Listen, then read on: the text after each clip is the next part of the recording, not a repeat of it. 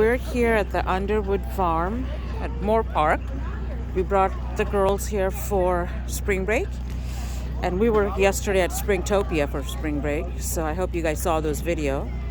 But we are doing now Easter hunt. So we come in here and you buy, it requires 7 tickets if you buy a basket, if you get a basket, if not 6 tickets. So now they're gonna switch their empty eggs, which they put over here, for the eggs with stuff in it. Okay?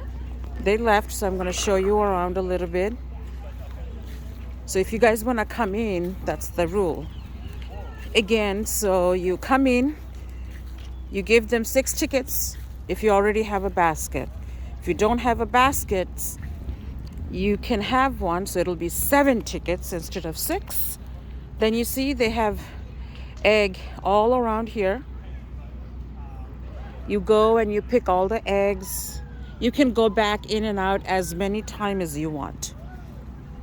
Once you pick up all of your eggs, you can go and put the empty eggs that you picked up from here to that little house, this right here.